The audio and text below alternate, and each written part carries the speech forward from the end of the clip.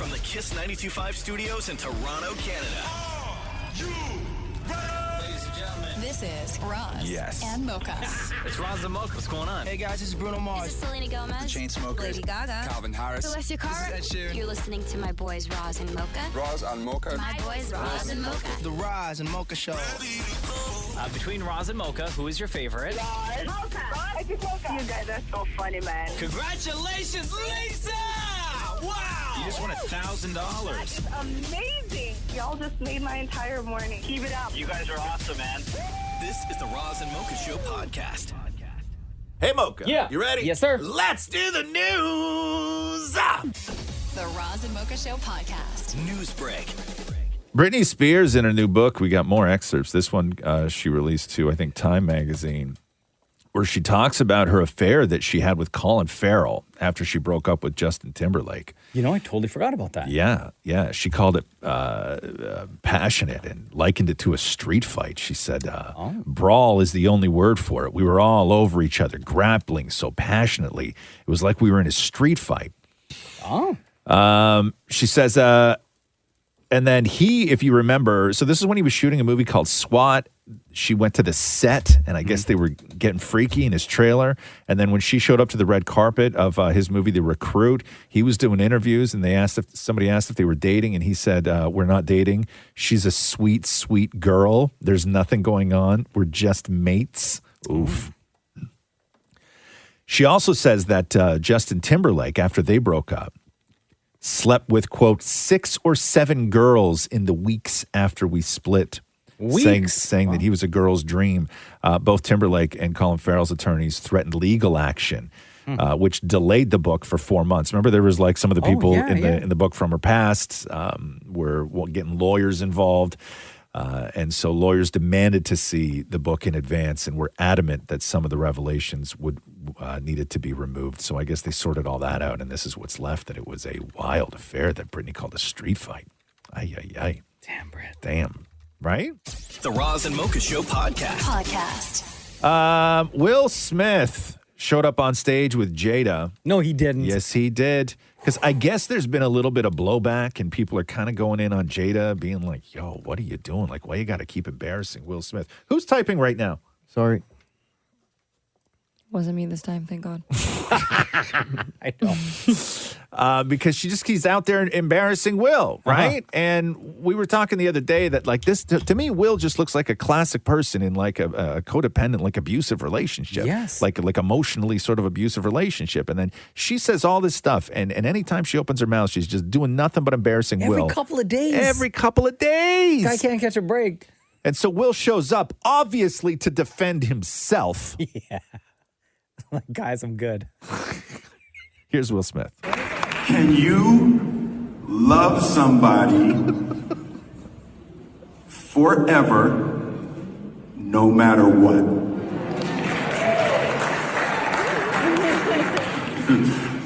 Oh, boy was like, Oh, damn. I saw you, man. I saw your face. Can you show up and love somebody for the rest of your life, even when you don't agree with them? And there ain't nobody on earth except you, mommy. My mommy. I almost messed up. You, mom. Nobody showed up for me more than you, mom. Wait, so is Jada there? Yes. They're standing shoulder to shoulder. Jada's the best friend I have ever had on this planet. Oh, boy. And I am going to show up for her and support her for the rest of my life. That's what best friendship looks like? Best friends don't publicly humiliate you Yeah. every chance they get. He must be brainwashed or something. It's like, crazy. I don't understand. Yeah. It's crazy, man. You can't go out there in public and say another human being is your soulmate who is not the human being that you've decided to spend the rest of your life with. Right. Yes. Like Tupac is my soulmate. Yes, exactly. Oh my God. And knowing like so crazy. everything that the internet does. It's so crazy. With the Jada, Tupac, Will Smith stuff. The Roz and Mocha Show podcast. What is actually crazy is this letter that SAG, the Screen Actors Guild, sent out to all the striking actors when it comes to celebrating Halloween. What do you mean? They said that there is a way to celebrate Halloween this year while also staying in solidarity with the strike. They say, hold on, what? Yes. They say choose costumes inspired by generalized characters and figures like ghosts, zombies, or a spider. This is what the union recommended for all the actors. What? So they don't want people posting photos, actors, of them in costumes from notable studio, intellectual property films that would normally be struck at the moment. So no Spider-Man. So like if Sofia Vergara said, I want to dress up as Wonder Woman. No Barbie, no Oppenheimer, no nothing. And you know Barbie's going to be like a big costume this year. Yes, but not for actors. You're not allowed.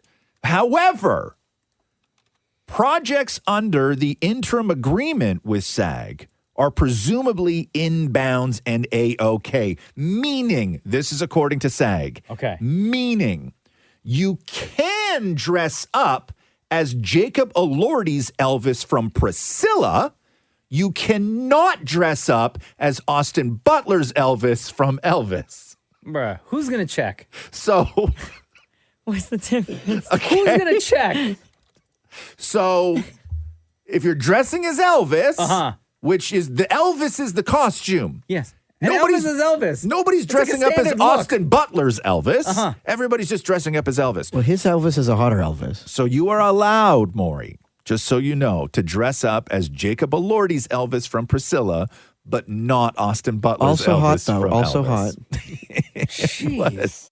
The Roz and Mocha Show podcast. Billboard finally released the final list after compiling what they say are the 500 best pop songs ever. 500? So the only hard rule to qualify for the list was that the song must have appeared on the Hot 100. And then like 40 different editors all got together and like put what they thought were the greatest pop songs of all time. I will tell you this. The highest Taylor Swift gets on the list is 42. What? Wow. Okay. The highest Taylor Swift gets on the list song? is 42. What song is it, Maury? The Taylor Swift one? You Belong With Me? Is that? Really? Yeah. Not Shake It Off. No. Okay, so here, let's go. We'll start at 500. Oh, okay. Sure. 500. Here we go. When I dance, they call me Macarena. Yes. All right. Right? They all want me. They can't have me. You know this song, right, Maria? Oh, yeah. Yeah. 100%. Okay. Right Said Fred. I'm Too Sexy was at 475. LMFAO, Party Rock Anthem, is at 99. Give me 97. 97. 97. Oh. Okay. Yeah, can't argue with that. Can't argue with that. One of the greatest pop songs. The greatest Christmas song ever in history. Number 50. Give me number 50. Yes. Rihanna, Jay-Z, Umbrella. So this is Billboard's top, what is it, 500? 500 best pop songs of all time. Okay, hit me. Okay, now let's get into the top 10 here. I think Dre and Tupac were at, was it 9? Is that what it was? California Love? California Okay, Love. I yeah. think that was at number 9. Here, give me number 8. Okay. Oh, yes. Yeah. Okay.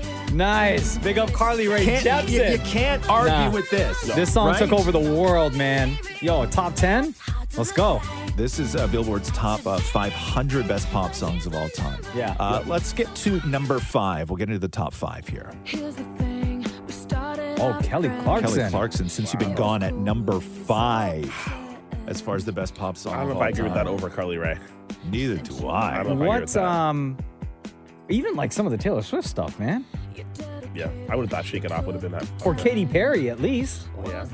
Right? There was a lot of Katy Perry on the list. Was there? Katy Perry got way higher on the list than Taylor Swift did. Really? Yeah.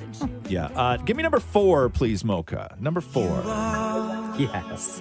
My fire, the one desire. Thank God, because I was going to ask about some of the boy bands, man. Yeah. Yeah, great selection. Backstreet. I want it that way. Mocha, any idea on what might appear in the top 3?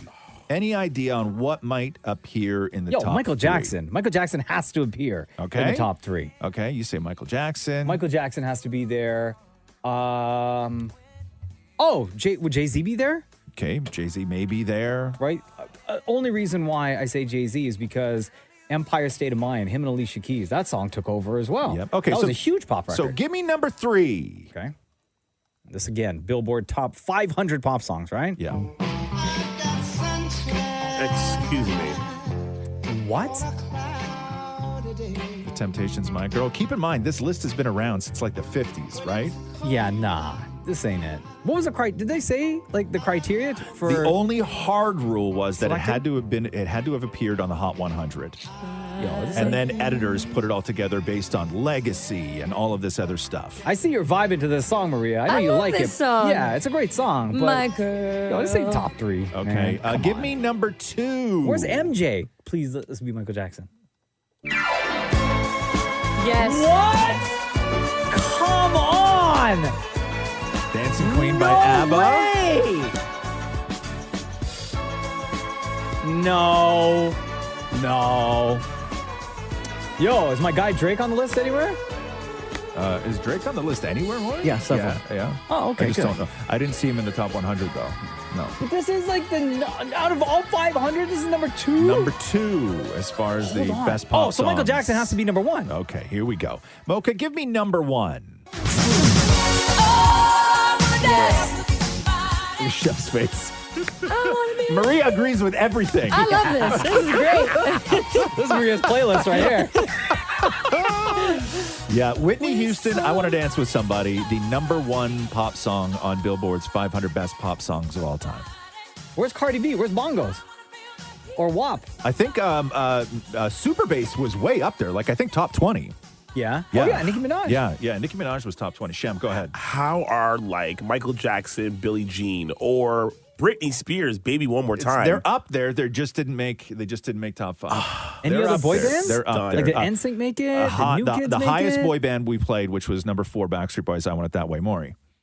Just say NSYNC is on there. Yeah. Do you know where? It was like in the 30s. In the 30s. Yeah. Michael Jackson's number 7 for Billie Jean. Yeah.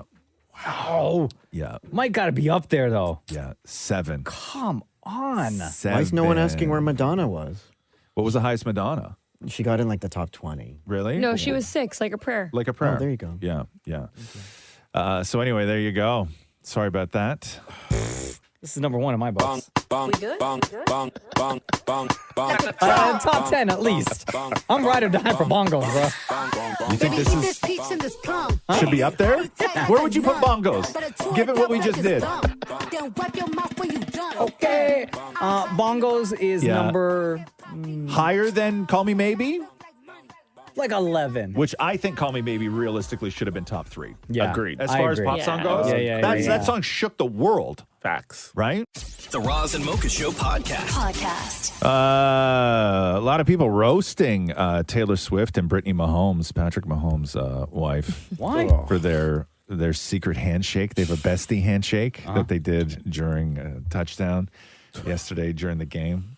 And it's very involved. It's like slap, slap, slap, like up hand, down hand, hip bump, high of 10, spin around, chest bump, right? Like it's very involved. That's like 3 moves less than our secret handshake in the commercial. Yeah. That's running right now. Yes. A lot of people calling it cringe.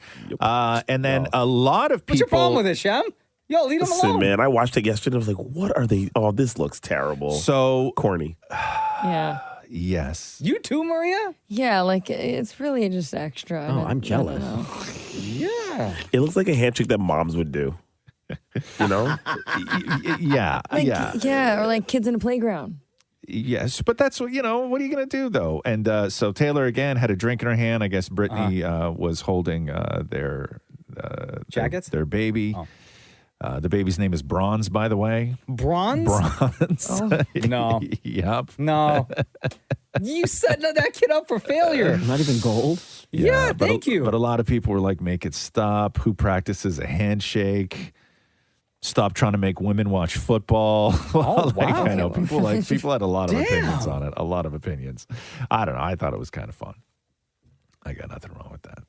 Whatever. Who doesn't want a cool handshake? Like when you're Brittany Mahomes and then you realize that your husband's teammate is Britney, like girlfriend is Taylor Swift, the biggest star in the world. Are you not thinking immediately, oh my God, I'm going to become best friends with Taylor Swift? Yes. Like, of course you are. Just come with a better handshake. That's all. Oh, man. It looked terrible. Yeah. Or just clap and cheer.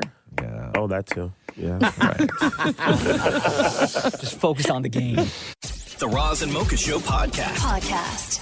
22 years ago in 2001, Apple debuted the very first iPod. Oh. I had it. I still have it. Do you? Yep. You could sell that. For what? Probably a lot of money. You think so? Yeah. Yeah. Oh. You want to go back to 2001 real quick? Yeah. What is iPod? iPod is an MP3 music player, has CD quality music, and it plays all of the popular open formats of digital music, MP3, MP3 variable bitrate, WAV, and AIFF. But the biggest thing about iPod is it holds 1,000 songs. Now, this is a quantum leap because for most people, it's their entire music library. This is huge. How many times have you gone on the road with a CD player and said, oh God, the CD, I didn't bring a CD I wanted to listen to? To have your whole music library with you at all times is a quantum leap in listening to music. You know that I had my iPod for 2 years before I put a single song on it? What? Yeah. I just use it as a hard drive. I just use the space. To save what? For my computer. Just stuff? When I was just like recording stuff back in the day. Yeah. Why don't you just get a hard drive? Because the iPod was cheaper and it was bigger. Oh, I guess. Yeah. Yeah, it was cheaper and bigger. But 1,000 songs Yeah. in 2001. And now we have Bro. access to literally millions. Bro, you have 1,000 songs that you don't like. Uh-huh.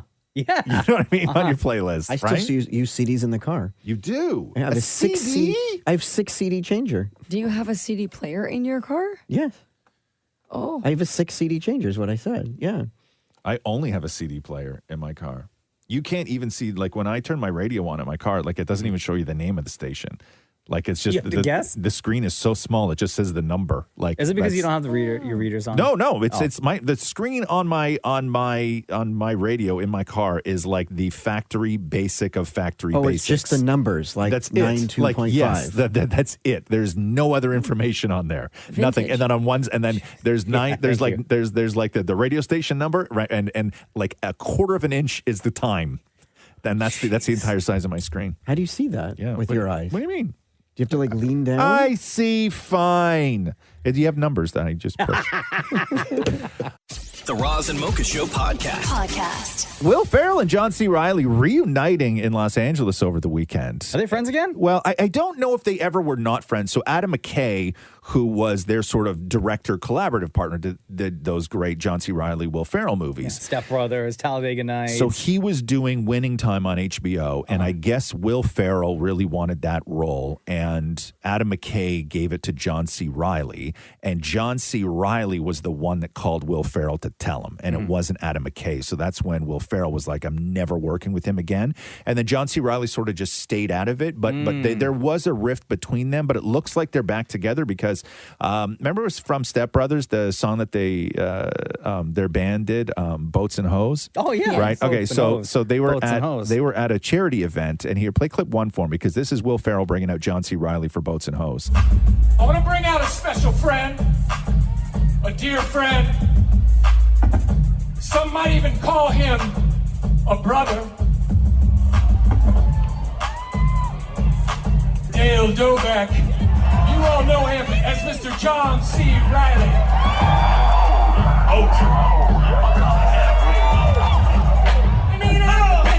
Santa Maria. I'll do you in the bottom while we're drinking sangria. Nachos, Iron Heads, and my dad's fault. You won't go down because my kid's low. Okay. Yes. So keep playing. And then so they have a problem with it. Like they're just like, it's not there. We need something else, right? Yeah. And then they do this on stage. We need some strong beach. We need some strong beach in the house. What are we gonna do, man? I think we need a little Kush factor, if you know what I mean. Exactly. Some OG. Somebody who can blow it up. Are you thinking what I'm thinking? Yes. The D-O double G. No. From Long Beach, California. Give it up for Mr. Snoop Doggy Dogg. Yes. Motion hoes. I got a head in my motion hoes. The Nina Pizza over Santa Maria. I do you at the bottom while you're drinking sangria. Put on your life vest, let's drop anchor. There's a nice little who I like to spank up. Motion hoes. I got a head in my motion hoes. Wow. And it was that's it was Snoop's birthday too, so they brought him out like a big old cake. Oh, and then that's he lit a amazing. joint, and they all did happy birthday and everything. So yeah, so John C. Reilly, Will Ferrell, and Snoop doing boats and hoes. The Roz and Mocha Show podcast. Dave Chappelle fans walked out of his show after Chappelle weighed in on Israel and Gaza. According to the Hollywood Reporter, he said those in attendance said Chappelle's comments on the Israeli-Hamas war came about after he was talking about how he didn't think students should lose their job offers after expressing their support for Palestinians. And then that's when some people in the audience proceeded to start telling Dave Chappelle to shut up. One person who was there said, I saw Dave Chappelle last night at the Boston TD Garden. It was a sold-out show. I would say about 22,000 people, and about three-quarters of the way of the show. He said, I want to address what's going on in Palestine and Israel. He specifically said Palestine and said it before Israel. He said what happened October 7th wasn't right, but also what's going on isn't right. You can't kill innocent civilians, he said. And then somebody in the crowd told him to shut the F up. And then he told them to shut the F up. And then he apparently went on for 15 minutes, berating people that were there. Wow. And yeah, so then I guess some of the Jewish fans in the crowd and other fans as well, I can only imagine, got up and walked out. No video of it because they do that thing when you go and see comedy, right? Like they take your phone or they make you stick it in that bag. So this kind of thing happens and there's like no video unless somebody was like super sneaky about it. But yeah, controversy at the Chappelle show last night. Jeez. The Roz and Mocha Show podcast.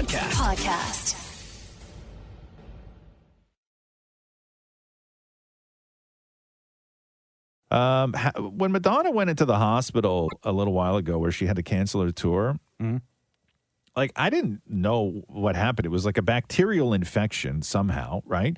But to listen to Madonna tell the story, and I'm not saying that she's lying, but I didn't hear anything about it being this bad. So this is Madonna talking about what she went through on stage at one of her shows where she mentions the fact that she was in a coma. It's a miracle that I'm here right now. My mother, God bless her, she must be watching over me. She said, girl, it's not your time to go. Like, was she almost dead? Yeah. When I woke up from my induced coma, I saw all my children around me, and of course, I honestly can't understand what she's saying. She's talking about how she. strange thought. Okay, can't listen to this. I suddenly had. But I didn't know. Yeah. So did she almost die? Like, is that legit? Her manager, Guy Osiri, was posting updates often on his Instagram, and we knew she was found unresponsive, but then she was put in a coma. And like, how did this story not get out? All I knew about it, but like the only update was she's expected to make a full recovery. Like that was the only update. Yeah. Yeah, no, I remember reading all about the coma, and she was really like, constantly vomiting. I never heard anything about a coma. Yeah, nothing about a coma. But I guess it was bad. That's jeez. And I know people were all pissed off that she canceled those shows too. Yeah. You know what I mean?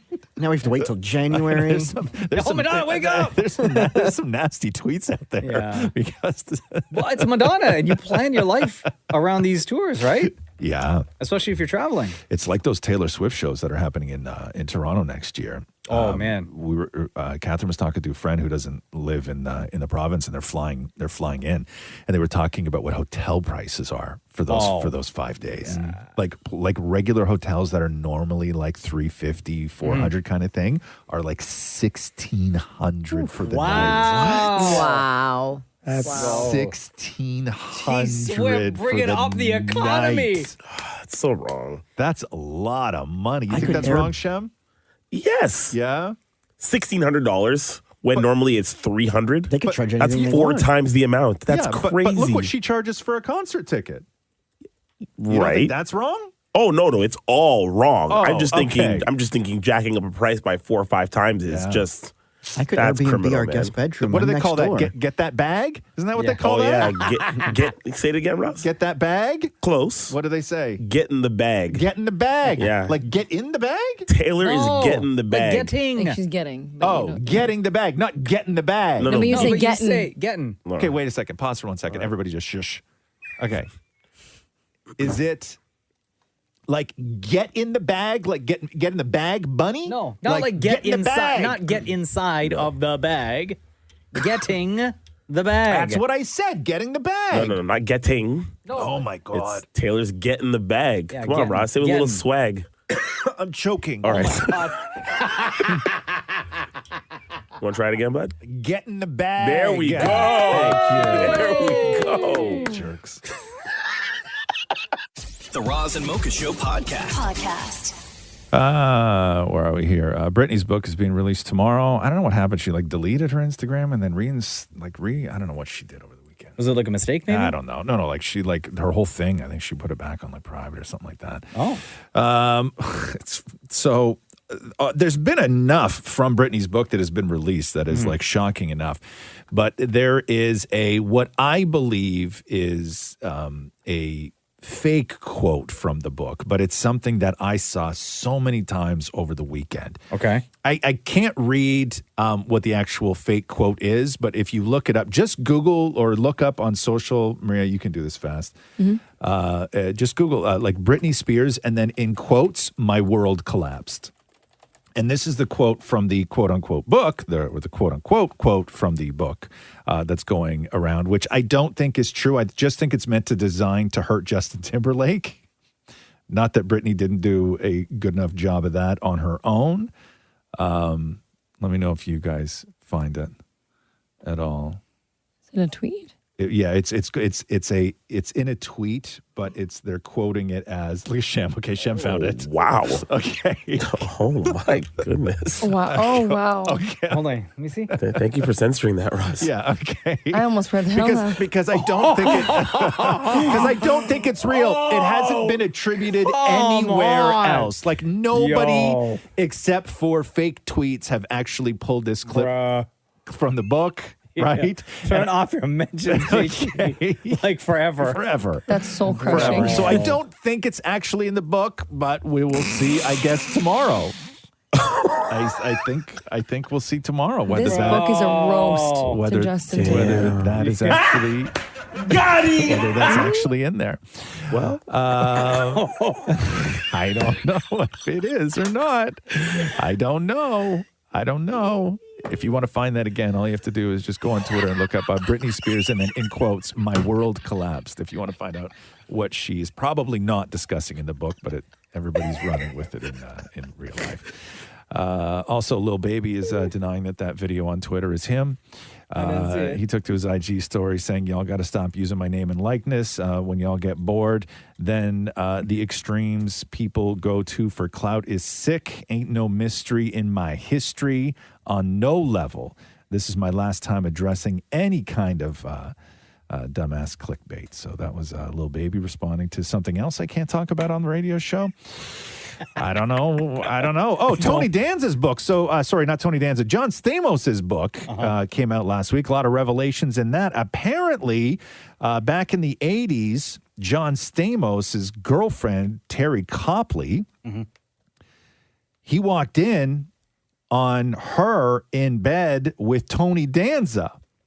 What? So he writes, I can't explain it, but I would rather have been punched in the nose again or something because the pain was so overwhelming, he says. Looking back, it's like probably she wasn't the right girl for me. So seeing him, realizing it was him and stuff, it was hard. I mean, it was awful. With Tony Maselli? Yeah, and that was Tony Danza in his prime, too, right? Damn. Mr. Steal Your Girl. Right? The Roz and Mocha Show podcast.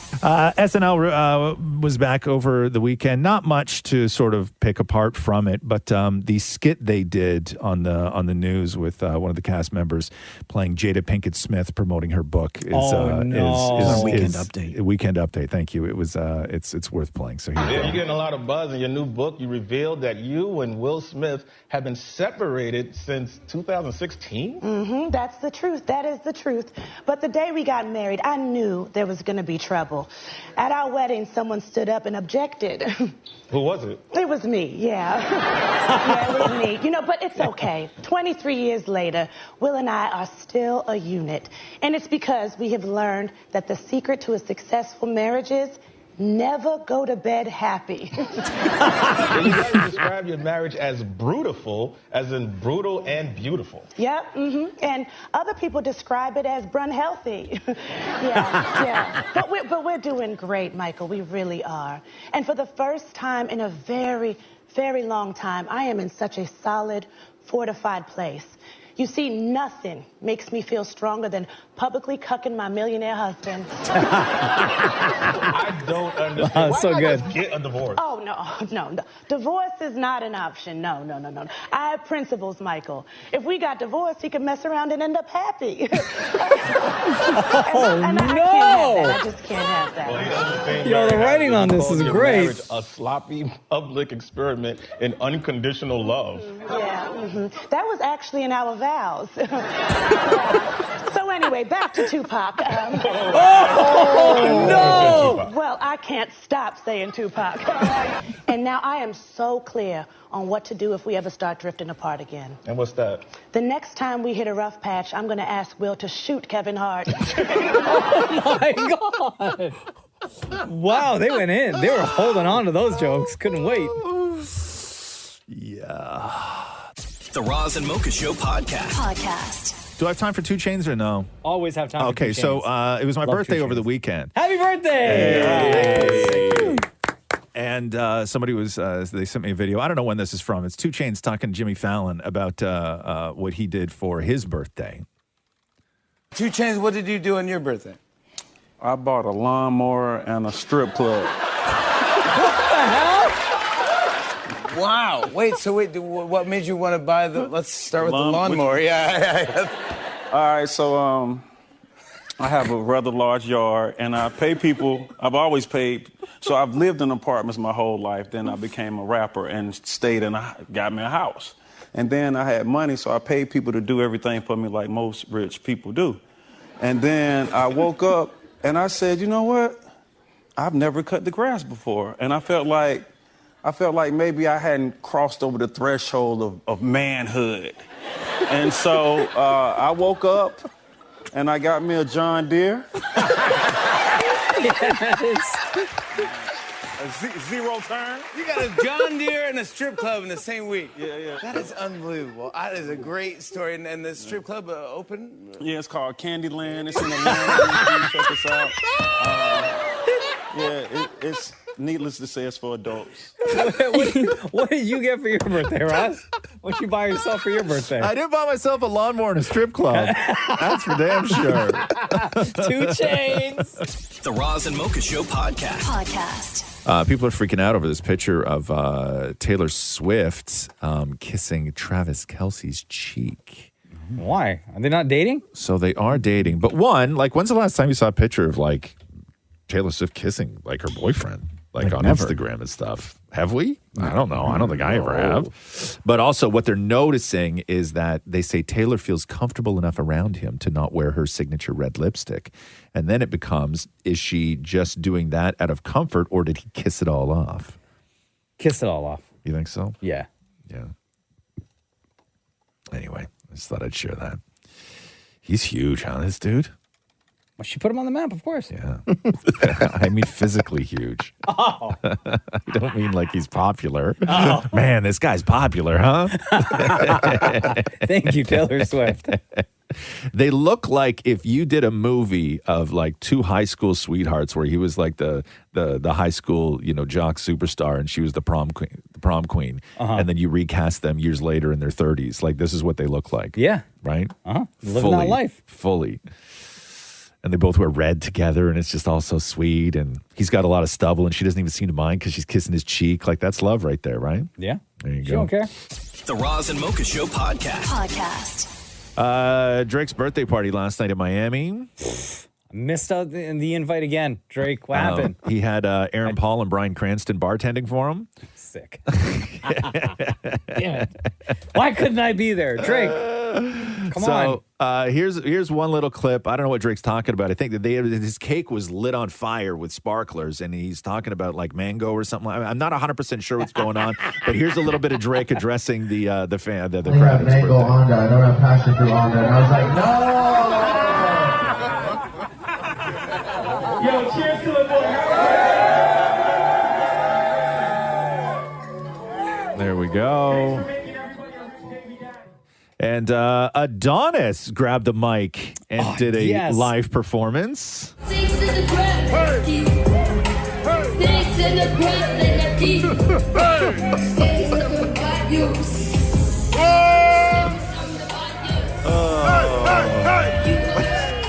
Yeah, why not? Who cares, man? Do your thing, Adonis.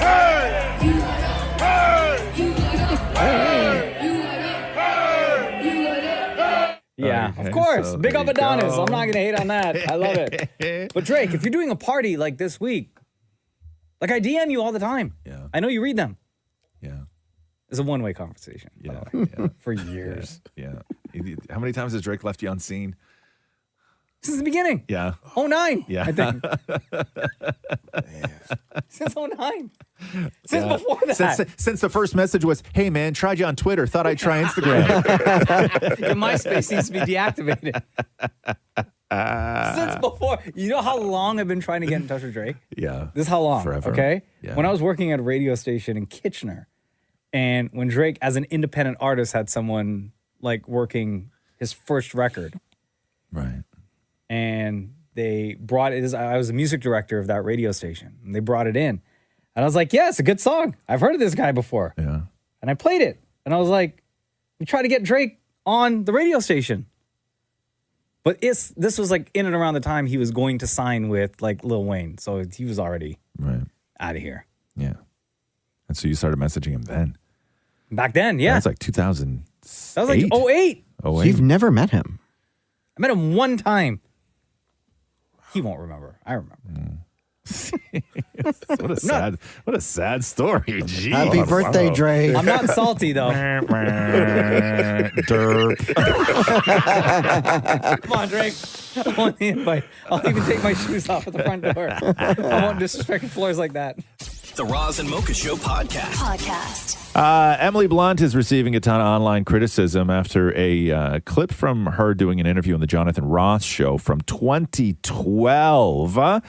So I guess Jonathan Ross, they were talking about Chili's, the restaurant, and then Jonathan Ross made a comment about people's weight, and then Emily Blunt was going to tell like a cute story about going to Chili's, but before she got into the cute story, she said this. You go to Chili's, you can see why so many of our American friends are enormous. Because I ordered a starter once and it was like 4 mini burgers, and they were as big as proper burgers. Yeah. Well, the girl who was serving me was enormous. You know, I think she got That's freebie meals at Chili's. Nothing wrong with that. And she comes up and she goes, "Did anyone ever tell you you look a lot like Emily Blunt?"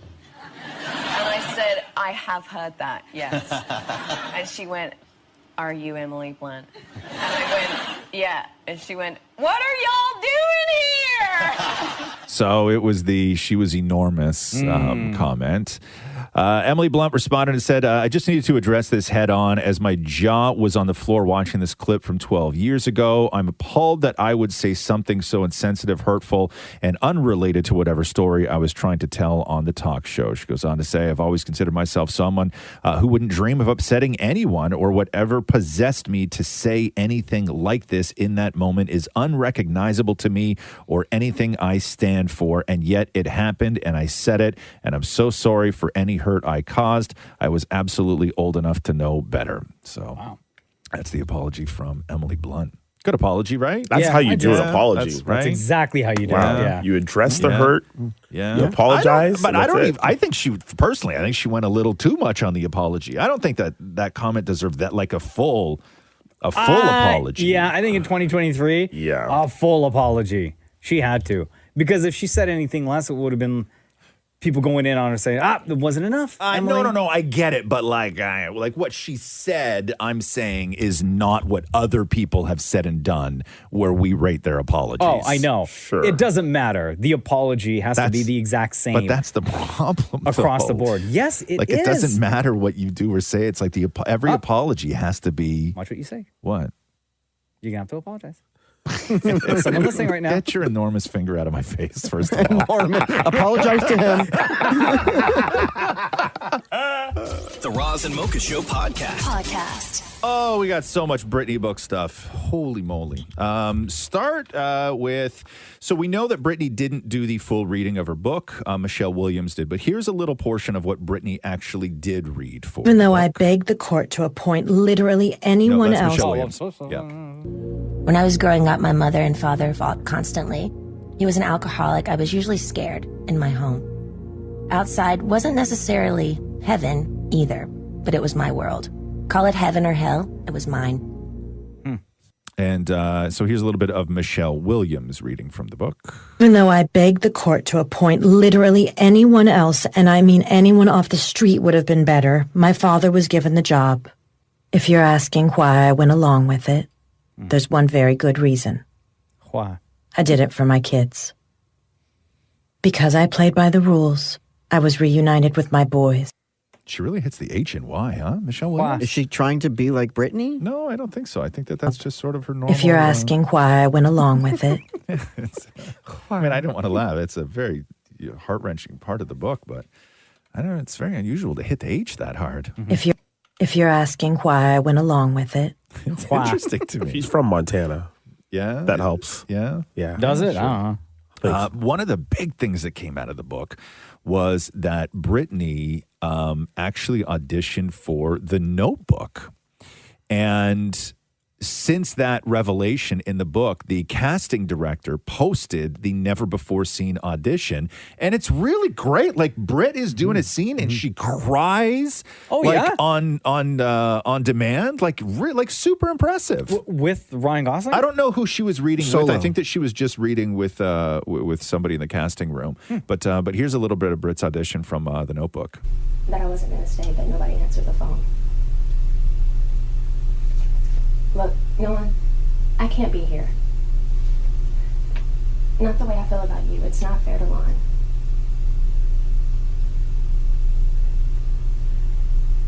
Look, Noah, you can't marry two people. And I'm marrying Lon. So I should go, okay? Damn. She's crying. I prayed for you to die. In the war. Really. Well, not die. I would have felt completely horrible if you would have died, but I kind of didn't want you to be alive anymore because I couldn't bear the thought of you being with somebody else or of us never seeing each other again, so I gotta go, okay? Yeah, she did a great job. Yeah. Yeah, like when you watch the actual videos, she did a great job. And then I guess she was also offered a part in Chicago that she turned down. And she said that that's one of her sort of regrets. I don't think she regrets going out for The Notebook, but she did at the sort of peak when she had her most power turn down a role in Chicago. I could have starred in the movie with her because I was an extra. True. That's right. That's right. The Roz and Mocha Show podcast. Meg Thee Stallion is teasing a new project, and here's the video she released for that. Just as a snake sheds its skin, we must shed our past over and over again. I'm glad she said shed. Oh my God, I just want to say everybody's heart was like, yeah. What'd you say? What'd you say, man? You almost made me do that to my pants. I know. When it's like a Meg Thee Stallion clip, everybody in the room is like, we've listened to this ahead of time, right? Oh, yeah. Like, guys, like we're not just playing this now, right? Yeah. Honestly, I didn't listen to it. No. Normally I do. Neither did I. Normally I do. Thanks, Normally guys. I do. Well, I'm like, The yeah, post whatever. was simply captioned as Act 1, which led followers and fans to sort of race to the comments about what this could possibly be. I would So, love for Meg Thee Stallion and Cardi B just to team up to do an album. yeah. Like, it doesn't have to be like a full, like 12, 13, 14 songs. Yeah. Maybe like a 6-track album, Yeah. right? Yeah. People were saying that because I didn't actually see the video, that it looked like it was very horror movie like with his with the whole vibe. 'Tis the season. So I don't know what she's doing, but I'm with you. Just do the Cardi B album for Yeah. God's sake, right? The two of them? Like, Woo! just come on, Release just it in do time it. for Valentine's Day? Apparently, Rihanna is planning a world tour and new music for 2024. Let's go. Where have we heard that before? Right. I'm the only one clapping there. Okay. It's gonna happen, guys. Mocha's not clapping until there is an actual song. Yeah, or I need the album song here. and tour date. You have been teased with this for too long. Years. Sorry. Yeah. She's too busy making all that Fenty money.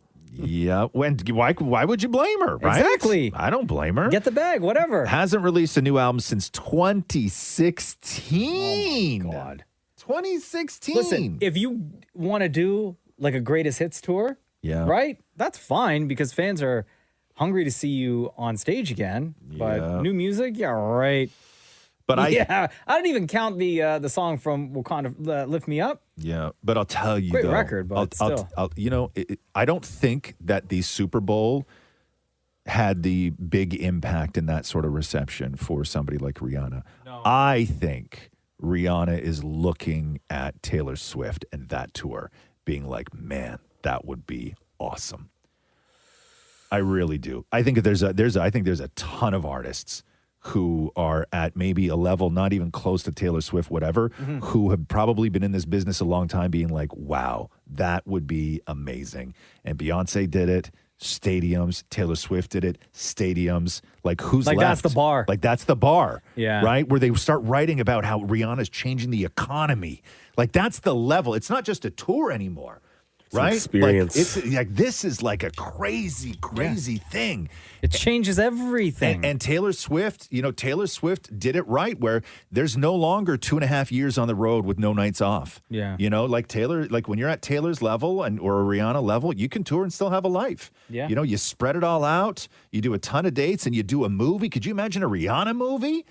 It's happening. Right? Yeah. Like, that's, I think, But what new it is. music from Rihanna? No. It's coming, guys. Watch. Guys, Okay. if we get Mocha. like a new Rihanna song and it's hype, right? Yeah. Like I'm not talking "Lift Me Up, Wakanda Forever," okay? I'm talking like that up tempo, Pondy give me replay. a dance track from Rihanna. Okay. That's what I want. That's what's gonna get me hype. That's what's gonna get me to play it like as every song that we play on the show. Oh, jeez. The morning that it's released.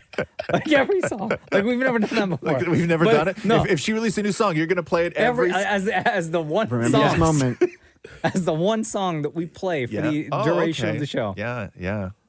How do you think that's going to go for you? I think fans would love it. Yes. Yeah. Yeah. Okay, cool. I think I would get the support Yeah. Okay. of the company, Yeah. of the city, of the Yeah. country. All right. Yeah, Fair- it's fair enough. Riri. Yeah, sure. Why not? Yeah. Okay. Okay, Yeah. mark my Yeah. words. Yeah, so much. Stop writing everything down for me. The Roz and Mocha Show podcast. Paris Hilton is firing back at trolls after she posted a picture of her and her baby, and now she's defending the size of her baby's head. I saw this. Oh, man. Yo, people are mean. Mean. Leave that kid alone. So it's just a baby head. Baby head's big, right? And Anyone who's had a kid, right? You know, Your kid's head shape Terrible. is going to be weird for a little bit. Yeah, people are terrible. Like, leave that kid alone. So it's all over TikTok. Also, that kid is already richer than your broke ass. Saying really terrible things about her kid's large head. And then Paris chimed in and said, there's some sick people in this world. My angel is perfectly healthy. She goes on to say, and yes, of course, he has been to a doctor. He just has a large brain. There's also, he's a baby. Leave that baby alone. He's a baby. The Roz and Mocha Show podcast. All the stuff that fans were wanting to hear and read from Britney's new memoir, The Woman in Me. People stayed up late when they got the book. When Amazon delivered all those books, so they went to the bookstore, people stayed up late. And a lot of fans were doing sort of like live reads on social because it was easier than going through the audio version. They skim. So this is a significant part. Okay. This is a fan, nobody famous. This is a fan reading from Britney's memoir about the breakup with Justin Timberlake and Cry Me a River. Soon after my return, Justin was preparing to release his solo album, Justified. On 2020, he played an unreleased song for Barbara Walters called Don't Go, Horrible Woman. That seemed to be about me. I thought our love was strong. I guess I was dead wrong. But to look at it positively, hey girl, at least you gave me a song about another horrible woman. Less than a month later, he released the video for his song, Cry Me a River, in which a woman who looks like me cheats on him and he wanders around sad in the rain. In the news media, I was described as a harlot who had broken the heart of America's golden boy. The truth, I was comatose in Louisiana and he was happily running around Hollywood.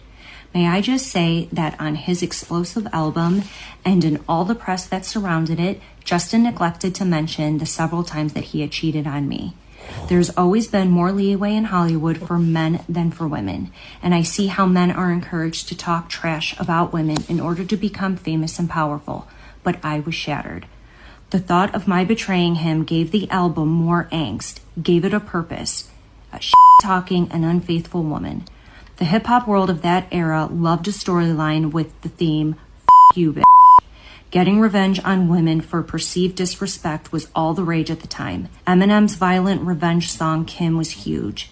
The only problem with the narrative was that, in our case, it wasn't like that. Cry Me a River did very well. Everyone felt very sorry for him, and it shamed me. I felt there was no way at the time to tell my side of the story. I couldn't explain because I knew no one would take my side once Justin had convinced the world of his version. I don't think Justin realized the power he had in shaming me. I don't think he understands to this day. That is the sound of Justin Timberlake's phone blowing up with the mentions. That is crazy. Yep. Did he have to wait to read it like everyone else? No, I think that they went through lawyers, right? I'm sure that they demanded to see everything that was going to be written and all this other stuff. But, bruh. That's like not one of my good. favorite JT songs, too. I know we can never play it ever again. We can't, eh? Nope. No, we cannot. Not even like one more time? Nope. Like a goodbye time, like one no. time to say goodbye. Nope. No, it's not how it works. The Roz and Mocha Show podcast. Dwayne Johnson, I don't know if you saw this. There's a wax museum in Paris called the Musée Gravant Wax Museum. And they did a Dwayne Johnson, The Rock wax sculpture. And he's white. Man, looks like Vin Diesel. I think it is. I think that they confuse the two. Yeah. And there's a comedian by the name of James Andre Jefferson Jr., and he did a video, and The Rock reposted the video saying, I knew my boy James Jeffrey Johnson Jr.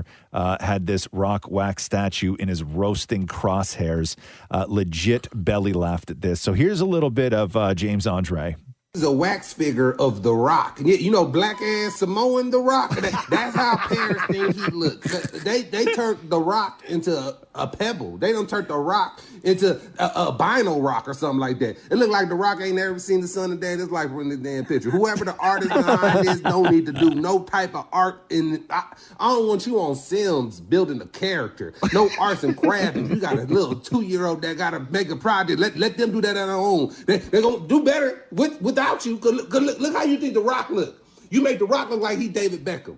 It look like The Rock about to be part of the royal family. I'm low-key offended. How you just gonna take all the out of Dwayne Johnson? It don't look like him no more. It doesn't like Connor Smith. It look like he work at H&R Block or something like that. Is this how y'all felt when y'all lost the Little Mermaid? I understand. Let's do Uno reverse. Y'all get the Little Mermaid back, the mystical creature, and we get The Rock back. Like, what are we doing here? Like, did y'all even Google him with your dumb ass? So The Rock said, for the record, I am going to have my team reach out to our friends at the Wax Museum so we can work at, quote, updating my wax figure here with some important details and improvements, starting with my skin color. And next time I'm in Paris, I'll stop by and have a drink with myself.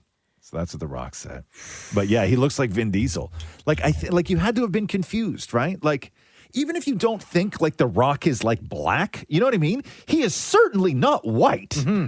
Like you have his access to his Instagram. Just watch a couple of videos or a couple of pictures. Like it's not hard to find a current picture of The Rock. No, but like, and when we say white, like if you haven't seen the picture, like he is white. Like the skin tone is very, very Caucasian. They sucked all the melanin out. Everything. The Roz and Mocha Show podcast. Ba-da-da-da-da. More about Britney Spears audition for The Notebook. So that was a big story yesterday. And they released a clip where she did great. She's crying and everything. Yeah, and everybody was sort of wondering like who else was in that room and how far did she get. But Ryan Gosling was in the room with her during her audition because they did a chemistry test to find out if they had it because they he obviously wasn't on camera. No, because they knew that they had done Mickey Mouse Club together. So they were wondering what it would be like sort of all these years later. And Matthew Berry, who was the casting director, has done another interview talking about it. And he said, Britney came in and just blew us away. Britney Spears was unbelievable. She was absolutely unbelievable. Wow. She auditioned against Jessica Biel, Scarlett Johansson, Claire Danes, and Rachel McAdams. Those were the sort of big names that they brought in. And he goes, Britney came in and then Rachel came in, I think shortly afterwards, and just destroyed us, Barry told the outlet. It was very, very hard. It was a very, very hard toss-up between the two of them. So if Rachel McAdams never auditioned, we could have had Britney Spears in The Notebook, and she would have beat out who?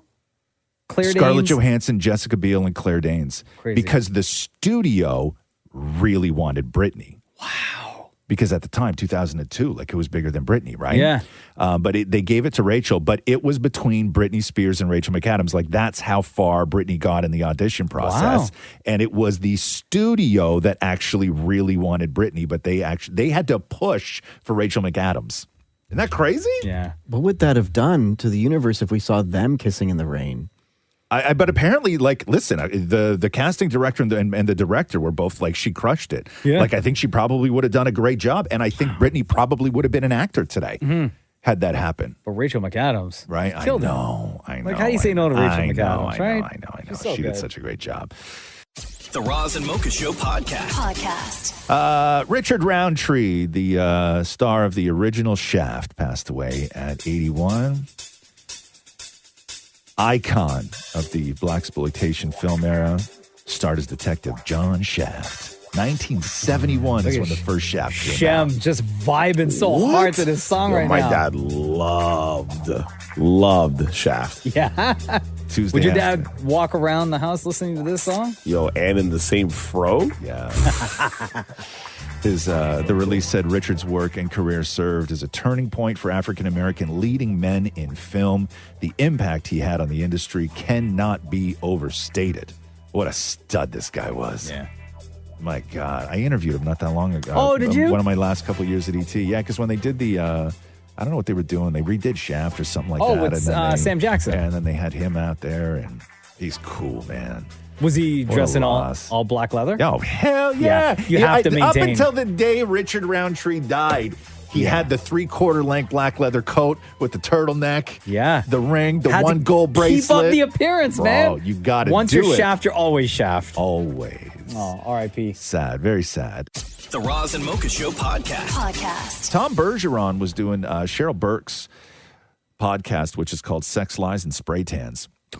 And he was talking about That's a great title. how he wound up losing his job at Dancing with the Stars because he was the host. And if you remember at that time, he had said this publicly as well, which is when they were casting the show, he had said, guys, let's not just go the way of politics. Let's try and keep politics out of this.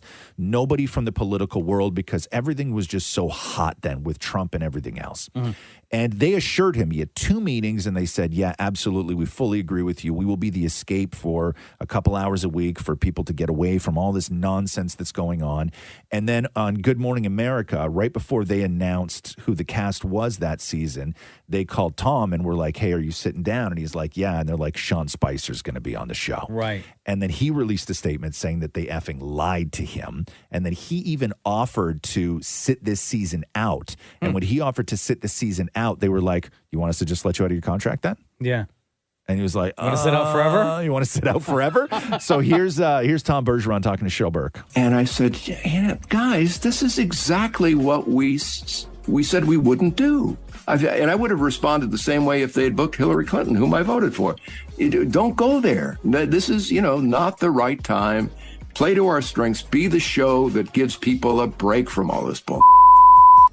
But when the moment that Spicer was mentioned on Good Morning America, my phone started blowing up. People were outraged. So at that moment, I knew this is probably my last season. Because of that one decision. Because of that one betrayal. Got it. Because of that one that I've been lied to by people who were in charge. Right. So I was. You've never been treated like that prior, obviously. Well, because up until that point, there were people of character there. Yes. Oh, yes. damn. And the moment that sails out of the building, you're screwed. Damn. Yeah, they did him dirty with that. They did. Fully did him dirty. Right. They knew what they were going to do for a long time. Oh, hell. They got to get people, they got to get eyes on the show, right? Like that's, somebody made that decision afterwards. Like, what are we listening to Tom Bergeron for? Yeah. Right? Yeah. Sean Spicer wants to do the show. Let's stir it up a little bit here. Yeah. Oh, man, he sucks. Oh, it was the worst decision ever. The Roz and Mocha Show podcast. A welding company in Colorado called JFM Enterprises recently got sued by another company called Fired Up Fabrication. So I guess 2 welding companies. Yeah. And the one company claimed that JMF didn't pay them for a job and they owed them $23,500. That's what they settled on. So JMF was like, okay, cool, we'll pay you. And they were all like, meh, meh, meh. And then... Direct quote. That is, quote unquote. Meh, meh, meh. And then so what happened is that the payment was due, and what the one welding company did was they sent a truck over with 6 tons of coins in loose change on a flatbed truck. But it was in one bin, so all the quarters, dimes, nickels, and pennies were all mixed together. Oh, so, that is so petty. Okay. That is so petty. Okay. Okay. That's how you pay a debt. So here's somebody from that other company. Wah, wah, wah. At first, I thought, you've got to be kidding me. And then we had to go through the logistics. Again, it's showing you pennies, quarters, dimes. In our pleadings, we called it the figurative middle finger. Just to acquire that many took effort. But then to open them all up and dump them into a container, that is not just trying to pay a bill. Damn. So they had to go, like, you don't have that kind of change. Like, they had to go and get rolls from the bank, right? And then unwrap all those rolls and stick all those rolls in one bin. So the amount of hours. The amount of hours. So JFM claims that they were not being malicious or trying to waste anyone's time. But the judge was like... Wah, wah, wah. So now they have to pay the judge apparently is the Penguin in Gotham. So they now have to pay an additional $7,000 in fees because I guess somebody had to count it all. Oh, no. Yes. You still applauding, Shem? Oh, I love this petty. Yeah. Are you kidding me? No, this is beautiful, man. Yeah. That's a lot of work, though, right? A That's lot of wasted hours. 6 tons of loose change is what it was. 6 tons of loose change. The Roz and Mocha Show podcast.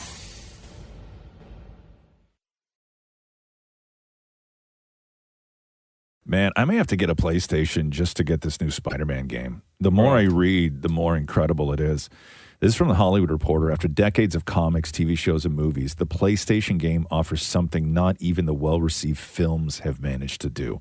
Balance. It's the core of Spider-Man 2. The game alternates between Peter Parker, Miles Morales, and Mary Jane, each character taking on different missions, both focused on strengthening their communities and protecting New York City from the emergence of threats both old and new. The result is not only the best superhero video game ever made, but also one of the most quintessential Spider-Man stories ever told. It's incredible. Is it? Is it that good? Bro, this is, I am obsessed with this game. Really? I also saw a story yesterday. They said it was like the most successful video game for Sony. Yeah. Ever. Like billions of dollars, I think it is. Yeah, I may have to get this. You know I'm what? interested If you now. want a PlayStation? Because I was at Costco on Monday. Yeah. Bro, first of all, Costco at 12:30 in the afternoon on a Monday, I thought was going to be dead. It looked like a Saturday afternoon. Really? It was so packed. 12:30 in the afternoon on a Monday, huh? But Costco had them. I can get you one, $700. Yeah. Okay. I don't know. You get a controller. Yeah. And I think a charger or a stand. Do I a need two stand for it. controllers? I guess eventually I would need two controllers, right? Uh-huh. If I want to yeah. get into that stuff. Yeah, I don't know. How big is it? Size matters to me. I'm a size queen when it comes to consoles. I mean, it's chunky. Can't you just find Is someone it? that has one and go hang out? Go to their house? Yeah, you want to come to my house? I got two controllers. No. Come on, man. No. Not big enough? Not big. The Roz and Mocha Show podcast. Olivia Rodrigo, we know she's afraid of ghosts. She said that many, many, many times. Here she is on Jimmy Kimmel last night talking about her fear of ghosts actually is affecting her house hunting abilities. I love old houses, but I'm terrified of ghosts, so it doesn't really go well together. How do you find out if the house is haunted or not?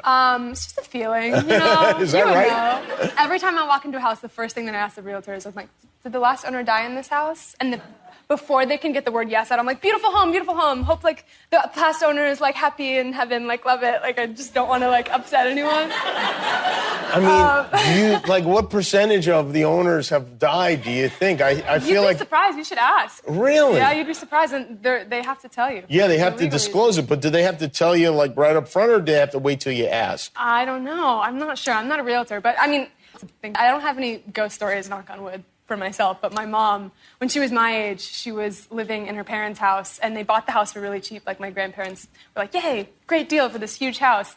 And my mom was going to bed in the middle of the night, and she saw a man descending the stairs into the basement. But she didn't say anything. I don't know why. She like thought in her head like, "Oh, whatever. I'm just gonna go back to bed and pull the sheets over my head."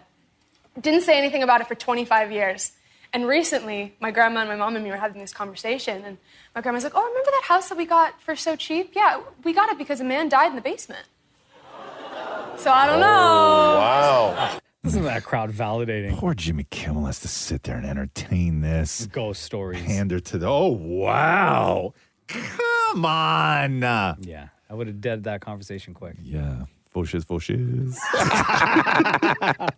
The Roz and Mocha Show podcast. It is just getting worse and worse and worse for Justin Timberlake. Oh my God, what now? People are just digging up old stuff, man. So in the book, we know that Britney got pregnant, and she said that she was, or alluded to that she was willing to keep it. Justin did not want to be a dad, made it seem like the idea of an abortion was his, and that's a huge thing to go through. And then she was going through that, and he dumped her, and like all this other stuff. And then she was painted as the sort of, wicked witch. And then he capitalized on all of that grief and launched a solo career. But an old clip from an old Britney interview has resurfaced, and I don't know what timeline this is. She's very young in this clip, and she was asked by an interviewer what her favorite baby names were if she was to ever have a baby. And so this is Britney Spears from years ago. Oh, what would I name my daughter or son? I really like the name Brennan. I think that's really pretty, and I like the name Preston. I think for a guy, I think that's really beautiful. So if Brandon it and was a girl, Preston. if it was a girl, Brennan. If it was Brennan. if it was a guy, Preston. Which Sean Preston is one of her kids. Justin Timberlake has 3 dogs. Oh my God. Okay. One of them is named Buckley. One of them is named Billy. The other is named Brennan. Oh no. Lord have mercy. Bruh. That's no mistake. JT. It's getting very you're in my world at least. You're now in the world of Kanye where it's very hard to defend you. Yes. Yeah. Obviously, they had that conversation together. Believe it. Yeah. Yes. Britney what asked you if you had a doing, daughter, JT? what would you name it? She said Brennan. The whole abortion thing happened. Justin Timberlake has 3 dogs, Buckley, Billy, and Brennan. Put it in reverse, JT. I'm seeing people on TikTok shredding their JT like CDs. Yeah, it's tough. Oh, man. Britney's book is doing very well, though, and according to TMZ, she's making 25% off net profits for the book. Her advance for the book was an incredible amount. $12.5 million is what her advance was. So she's got to earn that back before she starts making any of the 25% off royalties.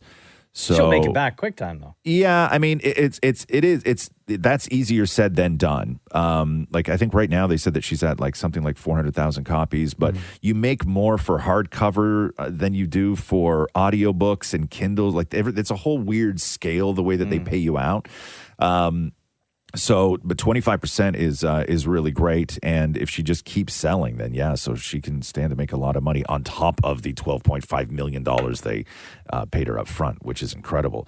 Jada Pinkett's book, on the other hand, I hadn't even checked to see because Jada Pinkett's book was just everywhere. Like this week, it was Britney Spears, John Stamos, and Jada Pinkett, right? Like 3 giant books all released within like 7 days. Jada Pinkett's book, when in pre-sales on Amazon, I think it peaked at number 3 on the bestsellers list. As of today, it's 90.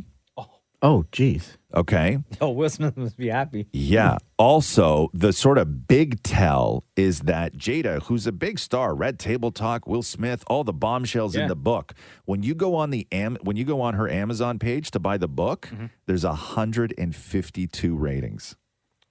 Wait, that's low. But isn't that good? Very low. Oh, it's low. Okay. Very low. So Britney could outsell Jada. Oh, Britney's already outsold Jada. That makes sense, though. Jada's book wasn't even in the top 25 on Publishers Weekly top 25. Yikes. It didn't even make it. Like, so just everyone was talking about it, not but even no one was listed. buying it. Not even listed. Jada's book isn't listed on the Barnes & Noble's bestseller list.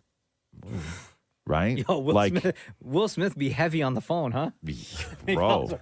Like Who do I know at Barnes & Noble? It made a ton of news, but it was a flop. Like an absolute flop. Like I'll give you an example here. So Jada Pinkett's book has 152 ratings on Amazon. Will Smith's book has 23,000. Wow. Yours did better. Yeah, I don't even know how many I have. Let me check, Maury. Thank you for pointing that out. Well, I know that you have more than 100 and something reviews. Hold on here. For a fact, he's not going to look it up and is going to say like 73. I better not. I was trying to comfort him. I thought that he wouldn't look Oh it my up. God, Maury, you didn't even check before you spit No, we're that. having a conversation. I just brought it up. No, but you're giving out like specific numbers. Oh my God. Yo, the math better be mathing right now. Math better math, Maury. 408. Hey. Yeah, baby. Thank God. The Roz and Mocha Show podcast. A mass shooter went on a horrific rampage in Maine last night. What happened? Crazy. Killed 22 people at a bar in a bowling alley, sparking a massive manhunt. According to law enforcement. No, not yet. No. Still. According to an internal Maine Information and Analysis Center bulletin obtained by news outlets, his name is Robert Card. He is a firearms instructor and has military experience. He was also recently reported to a mental health center. claiming that he was hearing voices and allegedly made threats to shoot up the National Guard base in Maine when he was there, according to the same bulletin. And he was in a facility for mental health this past summer for 2 weeks.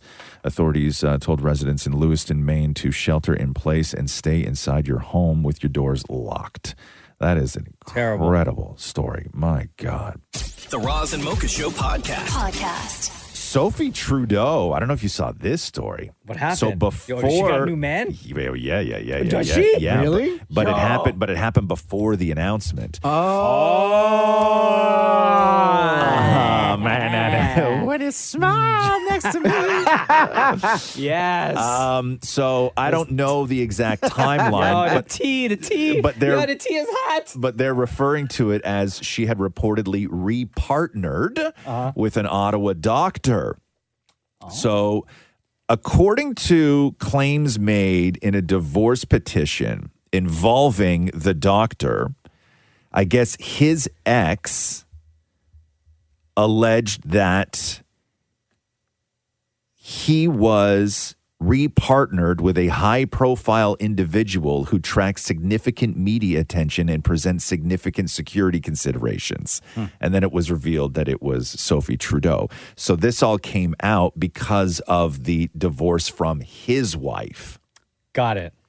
So how long? Did they ever say how long Sophie and the Prime Minister had been separated? The stories before the... I don't know. They announced the divorce? Yeah, there's nobody has said definitively, but the stories were like upwards of years. Oh, wow.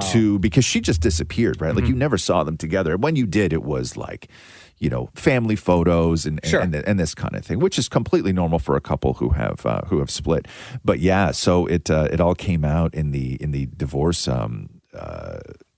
files from the doctor, Dr. Marcos Bertoli. Damn. All right. Damn. Scandal. The Roz and Mocha Show podcast. Beyonce's got a new perfume out, Maury. You should be interested in this, called Saint Noir. I love the bottle. What's it look like? Oh, it's just like, it looks futuristic, and the bottle comes from within a case. Like there's What does the bottle look like? The bottle looks like, how would you describe it? Kind A of bottle? like a bottle. No, when you smile next like to an me. 80s chandelier. Oh, excuse me. I interviewed Beyonce the first time she released a cologne. You've been in the same room as Beyonce? Yeah, a couple times. She was pregnant too. I was inside the same room as pregnant Beyonce. Oh, you're so lucky. How are you even breathing right now? I know. So here's Beyonce unboxing Saint Noir. I'm super excited. This is my Saint Noir unboxing, and it's finally here after years of work. Well, I wanted something to be monolithic, and I wanted something to have a little bit of intimacy. So right here, you can see inside the soul of the perfume. Opening it up. All right, my first spray. Ooh. I actually spray this during the show. Oh. A few times. Got to keep it fresh. And that is Say Noir. Say no more. When I talked to her for her first That's how you perfume, do it. Unveil. she was pregnant. And I said to her, I was just like, listen, we know that when you are pregnant, everything changes. Things that you used to love, you don't love anymore. And I was like, do you still love this? Like, or are there smells that you now can't stand? And she was talking about her new perfume, and she's like, yeah, I still like it. And she's like, the one thing that changed, the one smell I don't like anymore is the smell of Jay-Z. I think like the cologne he wears, she loved it. She loved it. But when she was pregnant, she couldn't stand it. She couldn't stand his cologne. Yeah. Bro, Yeah, you're the greatest rapper alive. know, right? And your wife says, I can't stand the smell of like, dude, that's. You got to drop bars against right? her. Yes. Yes. You have He's to. going to go in on a diss record on his whole wife. Yeah, we know how that all worked out, right? Yeah. The Roz and Mocha Show podcast. Grace Jabari, who was the woman who accused Jonathan Majors of attacking her back on March 25th, was arrested. after she turned herself in on suspicion of misdemeanor assault and misdemeanor criminal mischief. So, What? So she was. This all went down yesterday. So the DA said that they will not be prosecuting her on any charges related to the incident. But what happened is that because Majors faces misdemeanor charges of harassment and assault after being arrested from that incident, when police said that she had sustained minor injuries, he then filed a cross complaint against her. And so because there's a cross complaint against her, they have to bring her in. It's part of what they do with all sort of domestic it's part of the cases. investigation. It's part of the process. Okay. But they're not going to be pressing any charges against her. A trial date was set for November 29th. That was yesterday. Jonathan Majors was not in the courtroom at all. He was there virtually. And the judge in the case also denied his lawyer's motion to dismiss the whole thing. So it will go ahead on November 29th. He's in the new season of Loki, right? He is. Yeah. What's that character's name again? Who's he playing?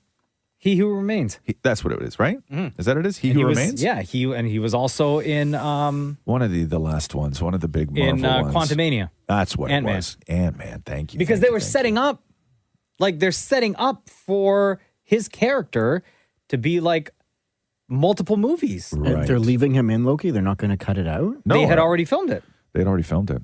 He's all over Loki. Yeah, but I mean, And he's- listen, his trial date's on the 29th. Like, you know, They pushed back, I believe, he was supposed to star in a series of movies called The Kang Dynasty. Yes, that's Right? right. And they did push those back. But that's also, I mean, there's a lot of other things going on too, right?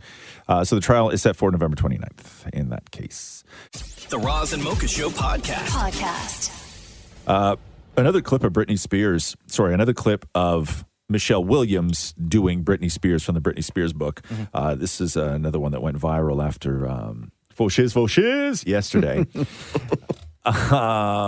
This is, I guess I'll say Britney. This is Britney talking about the head shaving incident when she went through all that trauma. Shaving my head was a way of saying to the world, F you. You want me to be pretty for you? F you. You want me to be good for you? F you. You want me to be your dream girl? F you. I'd been the good girl for years.